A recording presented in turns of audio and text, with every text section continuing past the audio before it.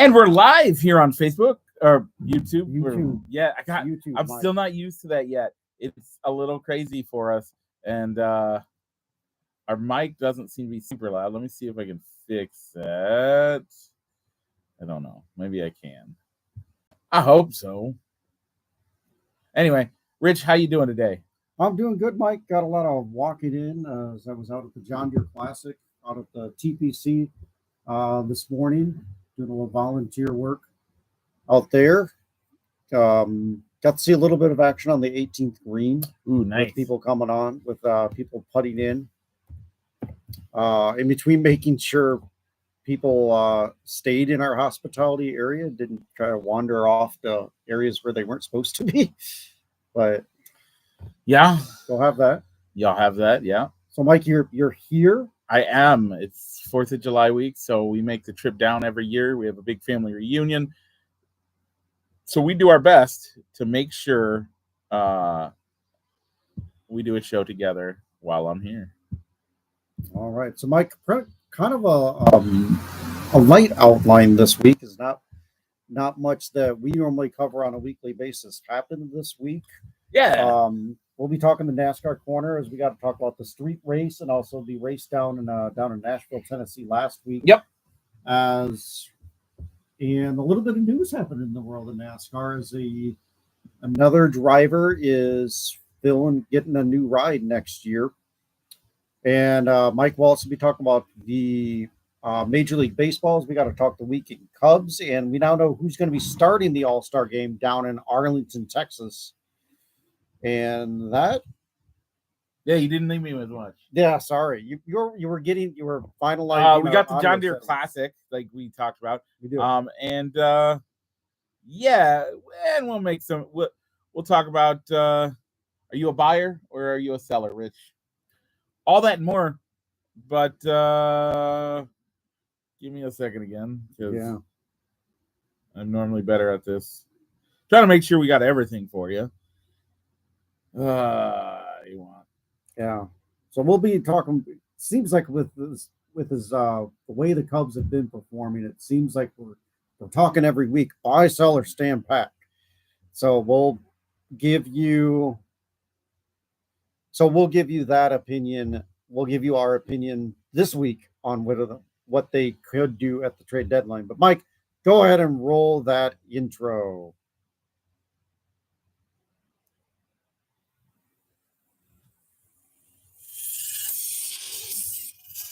Broadcasting live from somewhere in Iowa. This is Balls and Sticks, the podcast with your hosts, Mike and Rich.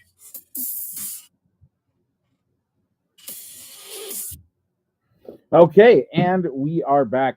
So, Rich, to start, we got to talk about our poll question. Poll question this week was Rice. Rice checks. Did I not get it on? Did it? No, it went on. It was supposed to have been rice checks and Fruit Loops. Maybe I did forget to post it because we did a Thursday show, so it might have gotten lost in the shuffle. Hang on, let me look at a couple places.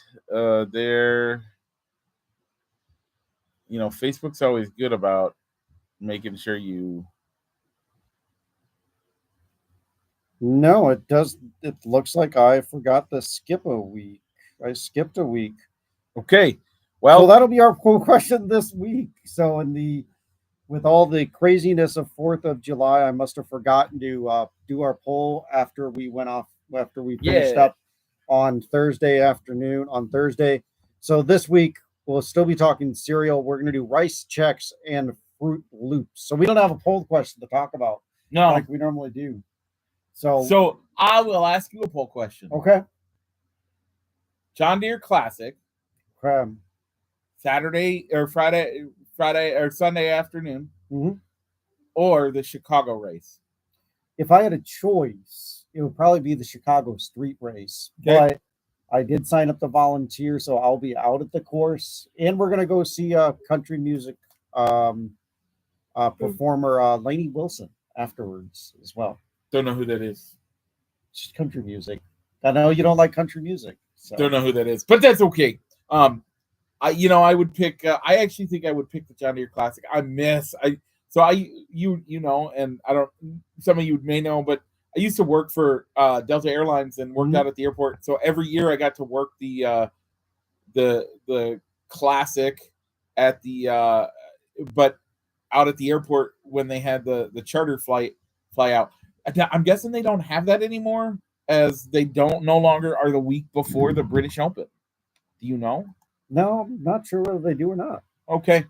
Well, Rich, with that, do you see what's coming up next? Is it a left-hand turn? It is a left-hand turn. And after that, Rich? It's another left-hand turn. Tell them why. Because we're heading into the NASCAR Corner, presented as always by Triple I Sports Cards Incorporated, Moline, Illinois. Check them out for all your sports memorabilia needs, either on 5th Avenue or on their eBay store. Once again, that is Triple I Sports Cards Incorporated. Okay, Rich, last week we had the Ally 400 in Nashville. Your winner, Joey Logano. Winner after 5 overtime restarts. That's a new record, Rich. It is. That was a crazy amount of restarts. I didn't get a chance to watch it live. I was trying to somewhat watch it live on my phone via the NASCAR app because we were driving home from Galesburg because we went out. We went down to Galesburg to celebrate my mother-in-law's birthday with the Lehman side of the family. So we were watching that, trying to watch and follow the race as best I could, and we were listening to the radio side by the time the last couple of restarts when we were driving home from Coal Valley. Okay, I don't remember what we were doing. We were here. That's what it was. We were here. We did something.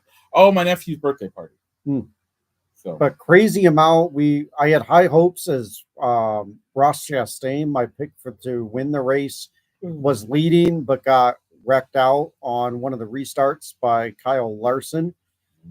So he ended up finishing 33rd. Mike, your pick of Denny Hamlin, who also led a lot of laps in that race, he did. Ended up finishing 13th because obviously with all the restarts, a lot of people were running out of gas. So they had to pit. For gas, and when you pit, you lose your position. So that's what that fuel strategy was a big part of this race. Joey Logano's crew couldn't really explain how he was able to save so much fuel or have the amount of fuel left that he had to finish out the race, but that's what he did, and he ended up winning the race. So, Mike, with Joey Logano winning the race, you have narrowed the gap to be 13 to 11 going into the Grant Park 165, which is the Chicago street race. Yeah, I'm excited for this race. It's always great to see. I appreciate them going to street races. I don't like that it's in Chicago. You don't? I'm going to put it out there. I love Chicago, but I don't like that the street races there. They had a perfectly good venue for hosting NASCAR races out in Joliet. Okay. Why are you going to leave it? Well, they've left it for quite a few years. It's fine. You go back to it if you can. Yeah, I think I also like the concept of a street race, but maybe they put Joliet back onto the schedule so that they're still going to the Chicagoland area, and maybe you put a street race in one of the other bigger name cities that the circuit goes to, like use the street race course setup that IndyCar uses with Indianapolis, with Indy or Daytona. No, not that. Nashville. I think Nashville did a street race for F1, or the Indy cars are doing that with Miami. Yeah. Or there's the Mexico City Grand Prix. You could go to Mexico City, give you opening for another city. But it's a thing. Okay. Rich, any advice on people to pick on things other than who you're picking? On the fantasy side, you can always go back to your road course ringers, guys that maybe run a part-time schedule, like Shane Van Gisbergen or an AJ Allmendinger. Throw those guys into your lineup. Yep. And mean, I also like your Michael McDowell and Austin Cinder, who will normally run really well on the road courses too. Michael McDowell's one that I was looking at. He's shockingly good at road courses, even though his one win is at the Ultimate in. Not his one. He's had 2 wins now. Yeah. But his first win was at the Ultimate in. Just hold it there and hold it steady, and you're going to win, or you have a chance to win Daytona. So, okay, Rich, I am picking Tyler Reddick this week. I think overall he's looking the best. He's great at road courses. Look for him to have a great day Sunday. Yeah, I agree. That's what I was hoping to get. But with the result of the Ally 400, you got the pick. So I'm gonna go with Chase Elliott. He has yet to get a win in the next gen car at a road course, but he's normally a contender at these road courses. So that's who I'll go with. Yep. So we have a bit of NASCAR news to touch on before we leave the NASCAR corner, and that's another SHR driver knows where he's going to be next year, as Joe Barry has agreed to go to the Wood Brothers Racing Machine and be the driver of the number 21 in 2025. I think of all NASCAR, that's probably the weightiest car to get thrown into. Why is that? That car. So I would say there's 2. There's the Dale Earnhardt car, but that one was retired for so long, and they brought it back because only Austin Dillon is allowed to do it because his grandpa's the one that owns it. But that Wood Brothers car is one of these cars that has been a part of NASCAR for generations. The weight behind those drivers, there's some great stuff that goes along with it. If you've never done history on it, legit, that would be one to look into and just learn how much that Wood Brothers team has truly been a part of NASCAR.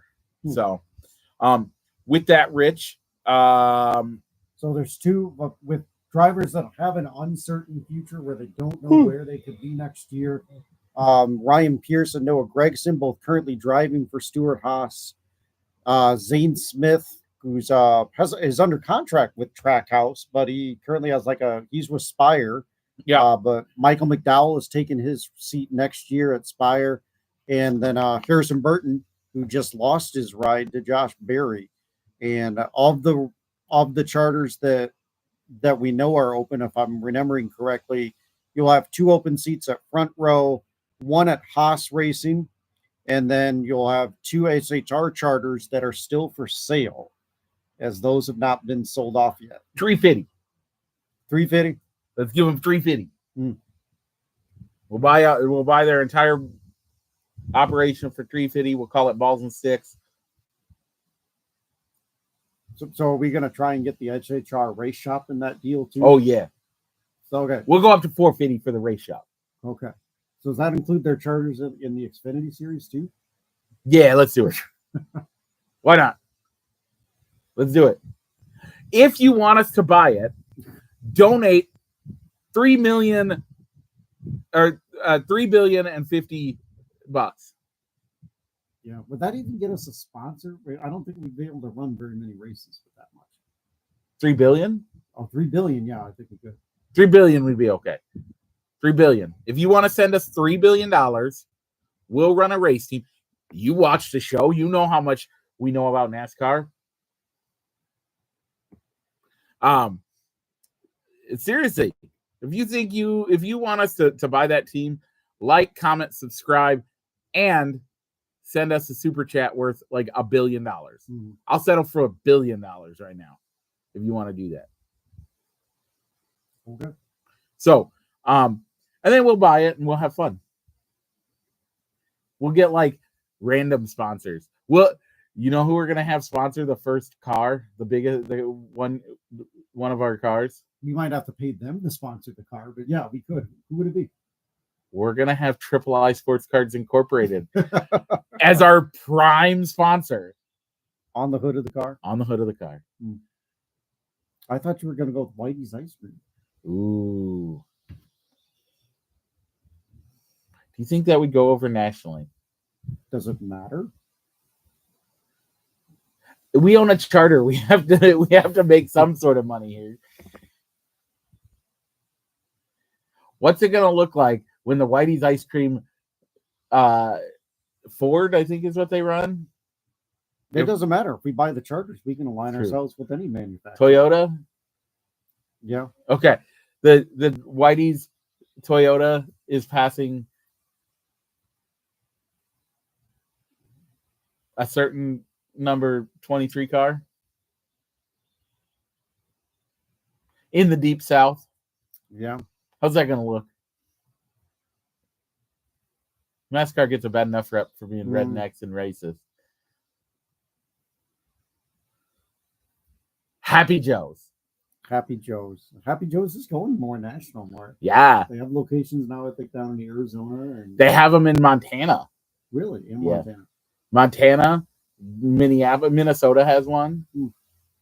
So there you go. We'll get Happy Joe's. We'll get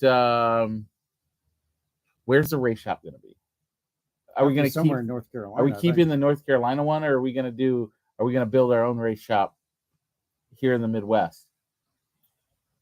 I think you'd almost have to keep it in North Carolina around other people, because I think Front Row Motorsports does theirs in Denver. Colorado. Yeah, but I think I'd want to have a technical alliance with somebody, so I'd want to be in the same area as them. You're saying you don't want to move to Estherville and set up shop? Land's cheap. It is cheap. Also, could get flooded though. We'll be in the part of town that doesn't get flooded.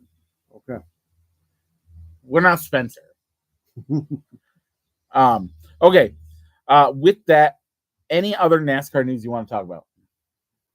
No, I don't think so. We kind of always sometimes harp on where they could go or where they should go. We already touched on it. You don't necessarily like the streets.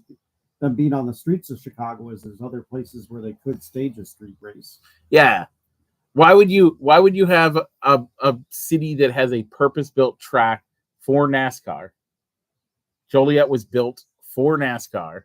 Why would you go there? And rather than go on the circuit that you built there, you'd now interrupt the entire city? Like, with the most terrible traffic patterns ever. It's all a money grab. They're wanting to appeal to new fans, I suppose, and do that. I mean, would you feel the same way if they decided to piggyback with F1 and run the Cup Series on the Vegas street course instead of going to Las Vegas Motor Speedway? Probably not. But I've never been to the Vegas Motor Speedway, so I don't know. Okay. With that, Rich, take us out. All right. So that was the NASCAR Corner presented by Triple I Sports Cards Incorporated, Moline, Illinois, down on 5th Avenue. You can also find them on eBay. Triple I Sports Cards Incorporated. We're going to keep on making left-hand turns. We're going to go to the baseball diamond, as this week the Cubs from June 29th through July 5th had 3 games in Milwaukee with the Brewers, 3 with the Phillies in Chicago, and they currently are playing 1 with the Angels, but we are taking that out of consideration when looking at our week-to-week prediction. So, Mike, taking out the Angels game, you said that they would win 1 game. I went with 2, and not considering what could be happening with Anaheim today, they finished 2-4 this week, as they were able to get 1 of those 3 games with the Brewers and 1 of those 3 games against the Phillies.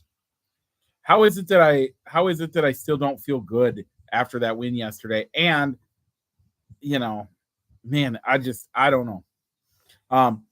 Rich, this week we're going to see the Angels 2 more times. We're going to see the Orioles 3 times in Baltimore, and then we're going to be in St. Louis for 7:15 game next Friday. What do you think? The Angels are a team that's doing worse than us. Baltimore's a playoff contending team. But I think we can get 3 games out of this. I really hope that with this that they can get hot again.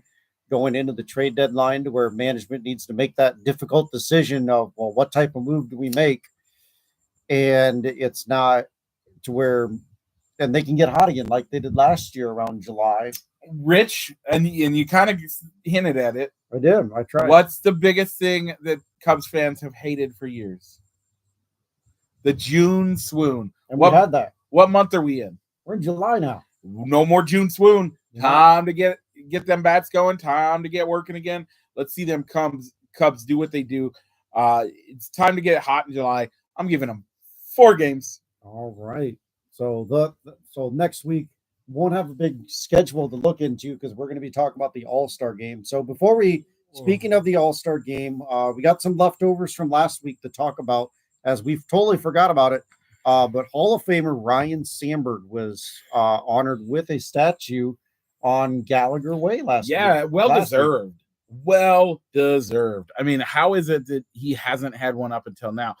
I get it. It hasn't been that long, but man, when you're making Gallagher Way what it is, and you're erecting statues like crazy, and you're doing all these things, Rhino seems like a perfect fit. So, who do you think should be the next one to get one? Unpopular opinion. Okay. Sammy Sosa. You know, I'm glad you went with Sammy Sosa. That was my idea. I'd love to see a statue. Being most of the statues, I think Rhino is depicted in being a fielder out on the field. Yep. But wouldn't you love to see a statue of like Sammy, like mid hop, or his hop? But you can't have the motion. But I'm just saying is. But if you had a like mid home run hop, a statue out of him, that would be awesome. I think Sammy deserves it. Unfortunately, there's still that bad blood between him and the franchise, the current ownership group, for whatever reason. I don't know if they're waiting for him to come out and say, yeah, I used steroids during that year. I did it. The man saved baseball. He did. And he made the Cubs relevant for years. I mean, in that era, let's go back. Because Rhino leads right into that era. Mm-hmm. There was some overlap. There was some overlap. So now we're looking at that era of baseball. Yep. Notable names for the Cubs. Sammy Sosa. Mm-hmm. You wouldn't do Fukudome. Fukudome did not make. He didn't do what we were hoping. I don't think Derek. You're not going to do Derek Lee. You're not going to do Aramis Ramirez. You're not going to do Alfonso Soriano. As much as we love the Fonz, he didn't bring enough to the Cubs. He didn't. And the thing is, as much as we love the 2016 team, no one individual player probably did enough as a career as a Cub to warrant a statue. even up to 16, like even before that, I'm talking the era between Rhino and the 16 team. So you got Kerry Wood and Mark Pryor. Kerry Wood deserves it. Mark Pryor probably deserves it. But again, those two players deliver. Was there a Cy Young Award winner for either of them? No. Was there a World Series championship for either of them? No. Multiple time All-Stars? Maybe. And the only other person I can think of, but when you hear this guy's name, you just don't think of him as a Chicago Cub. Yep. Although he played a good chunk of years with the Cubs, and that's Greg Maddux. You don't think when you know what Greg I was Maddux, looking up to get the name? I looked up Atlanta. Exactly. I looked up Atlanta. I knew that if I looked up Cubs great pitchers, Greg Maddux doesn't show up. He's not. But if I look him as a Brave, you think of him as a Brave, even though he started his career as a Cub. And he came back for a couple of years, well past his prime, but he pitched a couple of years. Like legitimately, that guy was a Cub to start and deserves a lot of credit for it. I don't see a reason why, but again, not impactful as a Cub. So you're not going to have Ryan Sandberg. And another guy that he's a Hall of Famer, a legend in the game, but you don't think of him as a Chicago Cub. Lee Smith. Yeah. You don't think of Lee Smith as a Chicago Cub. No, you're not. So with that era, a lot of the guys are guys, and it has a lot to do with how the Cubs did in that era. They were good teams that were right on the cusp, but couldn't overcome those humps. Or they were really bad teams. And the worst part about it is the exact same team that in 2008 got them 3 outs away from winning the pennant is the same team that only won 80 games a year later. Mm-hmm. Like, it was... So, a lot of those guys... But again, I still come back to Sammy Sosa brought baseball back. If it's not, I'm telling you, if it's not for Sammy Sosa and Mark McGwire, you got to spit when you say that name nowadays. But if it's not for those two, baseball's dead. We don't have a podcast. Like, the sport was on life support. You want to know why they let steroids go for so long? It's because they needed them to bring people back. They needed that home run era. And so I have to think that Sammy Sosa deserves it. I don't care that the ownership's upset with him. I don't care that a lot of the other fan base thinks the guy hates the guy. The guy did more for the Cubs, made the Cubs. And again, I don't think it's just Sammy Sosa, but Sammy Sosa has a lot to do with it. Before Sammy Sosa, you could buy tickets for $1.50. Not quite, but you could regularly. Under $20 at least. Under $20, you weren't selling out the stadium hardly ever. You could go in the just before the game starts, buy a ticket from the booth, and walk in and watch the whole game. And that wasn't a thing. Like, sellouts didn't start becoming as big of a thing in Wrigley until after Sammy comes in. Mm-hmm. No, I totally agree. You give it to Sammy. The only other person I can think of, probably unconventional, but we do have one for Harry Carey. Do you give one to Pat Hughes? Do you make a statue of Pat Hughes somehow? Yeah. It's unconventional to have a broadcaster have one. But no, I think the person that you put in before that, maybe Ron Santo. Ron Santo already has a statue. Oh, he does. He doesn't have it as a broadcaster. Do you just put a microphone in? I don't think so. It's one of those things where I don't know what you do. But by the way, if we're talking about Cubs in the World Series era that we want to give a statue to, one name only. What's that? Who's that?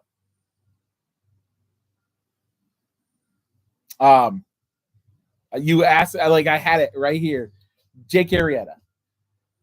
Okay. For that year and a half that he didn't have a loss in over a calendar year. He didn't. Now, some of them were no decisions, but he didn't post a loss as a starting pitcher for over a calendar year. He had 3 no-hitters? Or you do it as a collective statue of that iconic moment when they're all jumping together, celebrating the final out of the World Series. That would be the only other way that you do it. To where that way you can recognize the achievement as a group that they went through between Rizzo and Bryant and Zobrist. And Rizzo, Bryant, Zobrist, and Wilson Contreras, and out of nowhere, a guy you don't even associate the 2016, the guy that got the final out, Mike Montgomery. You could talk about Kyle Schwarber. You tell the story. The Schwarber smash. Heck, the poster that I got after they won had a Roldis Chapman on there. Mm-hmm. He was on the team for less than 6 months.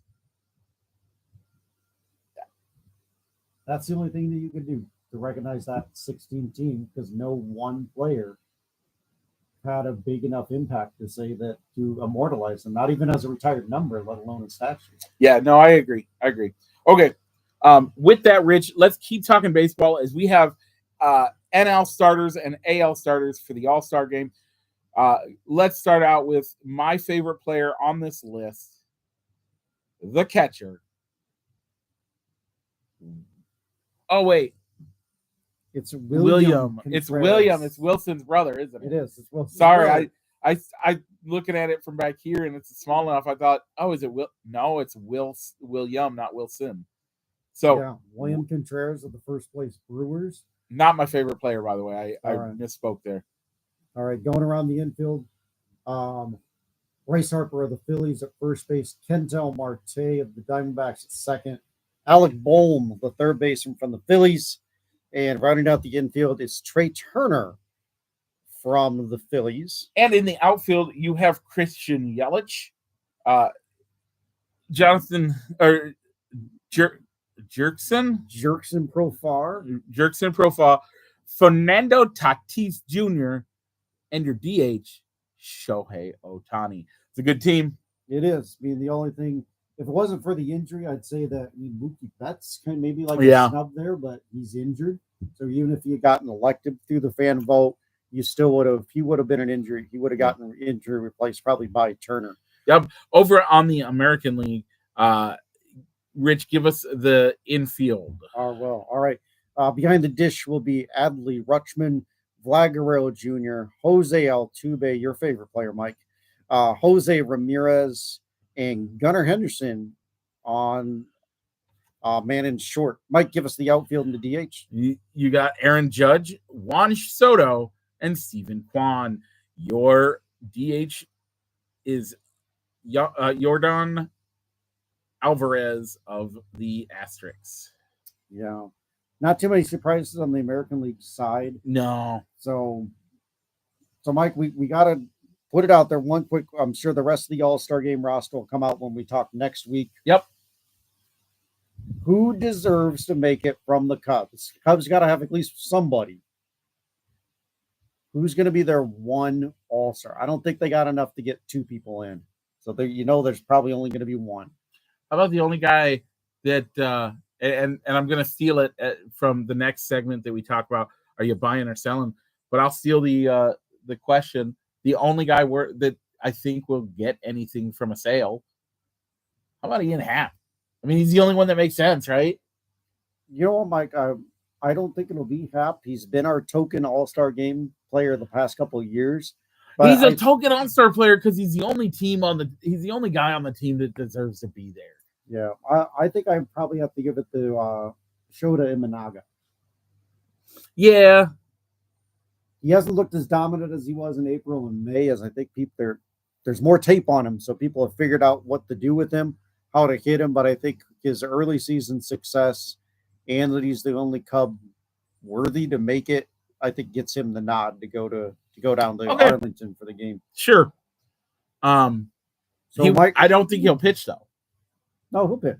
He'll get the pitches inning, and then sure, maybe. With that, let's go on to you're buying and selling. Who are you buying, Rich? Well, it's gonna take them turning things around in the next 2 weeks to make the front office decide whether to buy or sell. I think you sell, Mike, and I hope one of our outfielders gets dealt. Yeah, unfortunately, both are on rather new contracts. The two big names out there, yeah. So Suzuki and Ian Happ. So or you take Cody Bellinger, but all three of those guys are signed for multi-year contracts. I thought Cody was just one. Cody is an option. Oh yeah. So, but with the way he's performing, do you think he's going to get a better offer if he declines and goes back out on the open market again? No, I don't think he does. So I think you kind of got to think of him as he's going to pick up that option unless he gets hot and wants to trust Scott Boras that can get him a longer term deal. So Scott Boras brings all his guys to arbitration. So that's number one. All of them. They all go to free agency. Every one of them. So why wouldn't he? Because it's Scott Boras and that's what he does. And two, maybe, I don't know. My bigger thing, I think you're gonna look at the. I think Ian Happ, like I just said, he's the biggest one to sell. But who do you want to buy? What do you think we can get? So we said we're selling. We said we're selling. We know we're selling Ian Happ. But maybe. So is your question in the odd event that they get hot and Yep. management decides to buy? Yep. Who do you go out and get? You know who you don't go get? Who? You don't go get an outfielder. No, you don't go get an outfielder. That's where your prospects, right? All of the prospects are at, and all your slots are technically filled with who you currently have on the roster. And they're So for me, if you go and get a guy, I hope it's a third baseman. But the best third baseman right now available is Alex Bregman of the Astros, and he's not necessarily having the best year. And I think he's represented by Boris, so you're only going to get the 1 year out of him. Yeah. Or you take a chance and get a first baseman and hope that you can throw Michael Busch across the diamond and hope that he can. Here's the problem that I have. Didn't Cody Bellinger, wasn't he originally, he was outfield third base? He was outfield first base. Oh, first base. He won Rookie of the Year as a first baseman, and then in year 2, from his rookie year, they shifted him out to center field. And that's where he's been ever since, playing the occasional game at first base. I don't understand when you're so flush with outfielders, why you have guys that you can move around. Why don't you move them around? The problem is we've locked in our lineup so much. Who in the middle infield are you going to move around? You have third base right now as one open spot. But here's the problem. Here's the problem, Rich. Overall, from top to bottom, these guys are not performing. Sell them all. Why do we have to stay locked into keeping the middle infield together? Are they doing anything right now that makes them deserve to get those spots? No. Okay. Right now, you can probably make the case we might have overpaid for Dansby Swanson, so you would have to almost pay him to play on somebody else's team. Okay, so that contract sure. Probably not. You're not going to get rid of that contract. Why not move somebody in there? See if that different chemistry. Ian Happ's done the middle infield. Why not? Long time ago. While he was a Cub. Not in the minor leagues, maybe? No, he did it in the majors. They tried him at first base for a little while. He's been at every infield position. He has done every infield position. Now, normally it was when, Baez is on the 10-day IL because he needs a weekend to go home and stay with his family or something. Like, it was in fill-in for stuff. Ian Happ was a utility guy. That's what when he was brought up, the flag on him was that he was going to be a utility guy. But it was his defense that shifted him out to left field, and he developed into a Gold Glover. They tried him at first base for a while when Rizzo was injured. He was a 4-position player. I understand what you're saying, but I'm saying he was a 4-position player when he came up. Why did we let him relegate himself to a left fielder? Don't get me wrong. He is a Gold Glove winning left fielder. But was he not the guy that when he was brought up, he was our utility guy? It was a different team when he was coming up, though, too. But it was a much better team, and it was a team that legitimately didn't have an opening. So what they do, they said, wherever we have an opening today, you're going to play. And he did great doing that.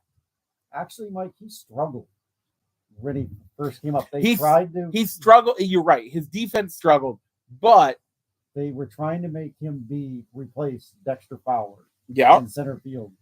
And he struggled. We had to send him back down. He came back up. And eventually, as that team slowly got broken down, that's when he became the everyday left fielder. But in between that, he struggled in center field. He was never a center fielder. But that's because we were trying to pigeonhole him in center. When we moved him around, he held his own in the middle infield, and first base he didn't do great. I'll give you that. Third base he did okay. He had 4 positions that he could play regularly. And we slowly just moved him out to left field. And don't get me wrong, he has developed into one of the best left fielders in the league. But does that mean that he can't? I'm saying what we're doing right now isn't working, correct? Yeah. Why not shake things up a little bit? Because the other side is, what's the likelihood you're going to get a buyer for Ian Happy then? In his first year of his new contract, probably not. How about Suzuki? Only in year 2 of that contract, probably not. Okay, so if and we the can't, rest of your people, you're going to be trading. If you're thinking about, and more than likely, your prospects like Alcantara, Casery, even Pete Crow Armstrong right now, those are going to be guys you're going to be trading away. To get somebody better to fill a hole, like at a third or a first base. So if you're my problem is, if that's what you're looking at, why not shake things up? Why not say, Pete, you're coming up, we're going to move Ian to shortstop? What's the harm? Are they going to do any worse?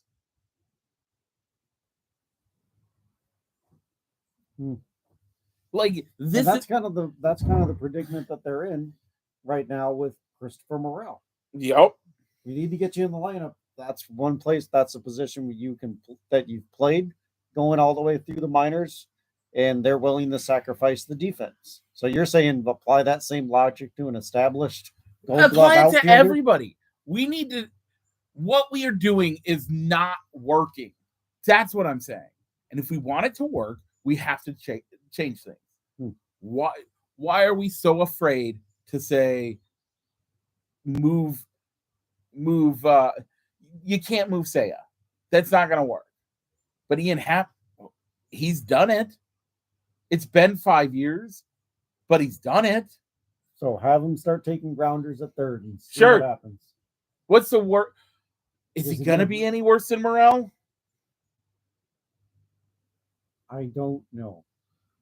Then why not?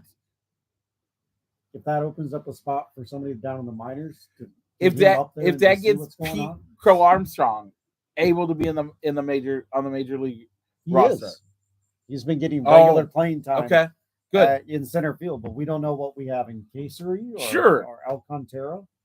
We got outfielders coming out our ears, and we either have to move some of those guys into the infield, or we're gonna have to trade them to get other prospects that are infielders.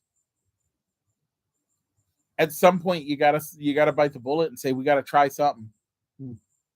It'd be interesting to watch. I don't know if it's realistic, but from our vantage point, it'd be funny. It'd be interesting to watch to see what could happen. How many games did they win this week, Rich? 2. Okay, out of 4. If they win 2 out of 6, they went 2 and 4. That's right. Yeah, they went 2 and 4. If they are that bad, are they going to get any worse? No, I don't think they're going to get any worse, but I don't think they're going to get any better right now either. Yeah, but if you're not going to get any worse, then changing the things up is not going to. It doesn't make you. You're not going to hurt anything. And maybe because Rich, you played sports. I did. Okay. Or your military time. Most trainings it gets boring, so once in a while they'll do those like officer for a day type things, or we're gonna do something that's not not your normal MOS to have fun for the day. So linking this all right, the game's out of hand, kind of like when they put a position player on the mound. I'm looking at it that way, but I'm saying the season is out of hand right now. So it's time to start having fun. And that having fun can create, maybe it's going to create more errors. But even so, if you're only winning one in 6 games, what's it matter? Or 2 in 6 games, what's it matter? Let's mix it up. Okay. Anything else on the baseball side? I don't. I'm sure. Okay. So next week we'll probably be talking about the full All-Star Game rosters, as those will be put out as the All-Star Game is next week. We'll be covering that during next week's show, so I'm sure we'll have the All-Star Game reserves to talk about to see who got snubbed and did they put if they put the wrong Cub on the roster. Yep, per se. Okay, Rich, John Deere Classic update. We added this at the last minute. I totally forgot it was John Deere Classic week this week because I'm used to it being the week before the British Open. Mm-hmm. It is no longer the week before the British Open. So you were there today. I was. So if you're a military veteran, you're stopping by, make sure to stop at the Lowe's military checkpoint. We'll have a free hat for you, as well as some other resources for general awareness. Unfortunately, Friday was the last day for our hospitality tent out on the course, though. So, Mike, You've got the current leaderboard up. Who is the current leader at the John Deere Classic? Aaron Rai. Okay. At -14 overall. All right. So if you're in the Quad Cities, make sure to check out the John Deere Classic. There's still 2 full days of play with Saturday and Sunday. Rich, with that, I have 2 shout outs that I forgot last week. Okay. One of which is a terrible one. All right. Go ahead. My anniversary was Monday. Well, sometimes we give our shout outs after if they happen. We kind of teeter on that. If it's happened during the week of we don't really cover it. If it's during the week of the show that we're talking about, the week in sports. Yeah, it's weird. But I forgot to wish my wife a happy anniversary last week. But we got to do our stuff. It was Sunday, and we had our anniversary. We got to get. I'm turning into an old man, Rich. We went to Red Robin. Yeah. That's okay. Not terrible, but ask me why we went to Red Robin. Was it for your birthday, Mike? I still had my birthday coupon that I could use at Red Robin. So it was buy one, get one. It was buy one, get one for our anniversary. But that's what you like to go. It's a restaurant you don't get to go to. We don't get it that often. It's something nice that we were able to do. So it was really great. We loved it. Looking forward to, we do random things. My wife doesn't like doing that. Update for those that have been following the stuff in Esterville and Spencer. Honestly, I haven't been plugged in that super close. We've been on vacation. One thing I can tell you is that some aid has come through. And we should be fine. Our family situation should be enough. We're getting enough that we should be fine. We shouldn't have to worry about anything on that. Yeah. So we're doing good. In fact, a good chunk of it has been deposited already. And we're just working on what's next. And you're gonna have a new desk. I'm gonna have a new desk. We're gonna have. There's gonna be a few other changes. Not show-wise, but just in general for the house. Daughter's room's going to get redone. So I got a lot of work ahead of me. Yeah. Don't get me wrong. I got a ton of work ahead of me. But we'll be able to make it work.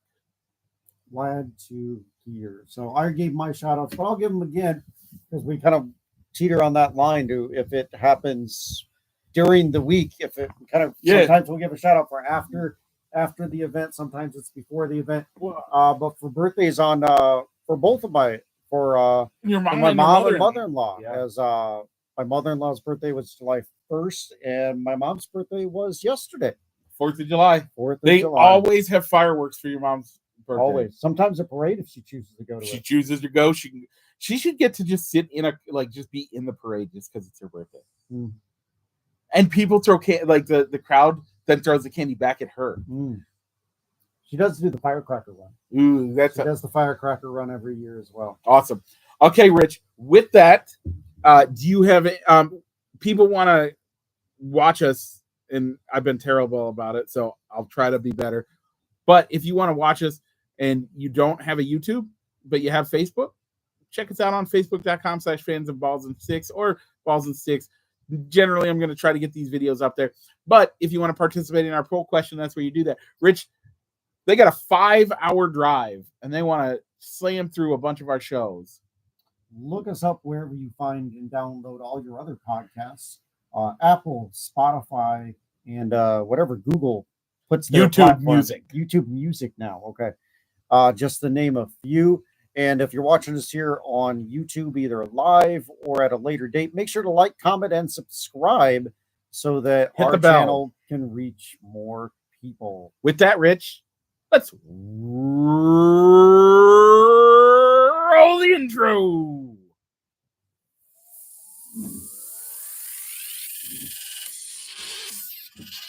Broadcasting live from somewhere in Iowa. This is Balls and Sticks, the podcast with your hosts, Mike and Rich.